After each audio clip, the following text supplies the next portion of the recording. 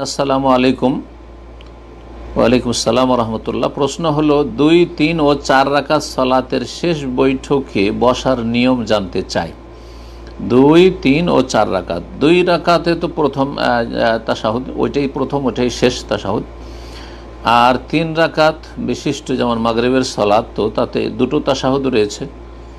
তো আর 4 রাকাত বিশিষ্ট তাতে প্রথম তাশাহুদ এবং দ্বিতীয় তাশাহুদ, দুটো তাশাহুদ রয়েছে। তাহলে যখন আপনি 2 রাকাত পড়বেন তখন ইফতেরাশ অর্থাৎ বাম পা বিছিয়ে তার ওপর নিতম্ব রাখবেন, বসবেন। ইফতেরাশ বলা হয়েছে, হাদিসের ভাষায় এটা বলা হয়েছে, বাম পাটা বিছিয়ে তার ওপর বসবেন ভর দিয়ে। আর এটা হচ্ছে এক তাশাহুদ বিশিষ্ট সালাতে, অথবা যদি বিষয়টিতে ইখতিলাফ রয়েছে আমার শাফিঈ এবং আহমদের, কিন্তু যেটা আমরা প্রাধান্য দিয়ে থাকি সাধারণ উত্তমই বলি, জায়েজ সবটাই আছে।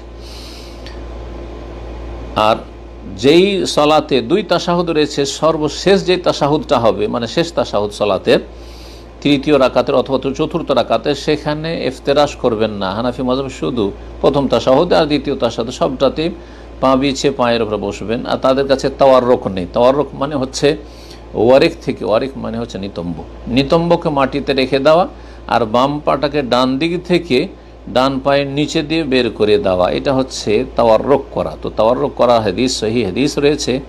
সুতরাং শেষ তাশাহুদে বা যেই সালাতে 2 তাশাহুদ রয়েছে তার শেষ তাশাহুদে, মাগরিবে, এশায়, জোহর, আসরে, এগুলোতে শেষ যেটি তাশাহুদ তাতে তাওয়াররুক করবেন, অর্থাৎ নিতম্বটা মাটিতে রেখে দেবেন আর বাম পাটা ডান দিক দিয়ে বের করে দেবেন ডান পায়ের নিচ দিয়ে।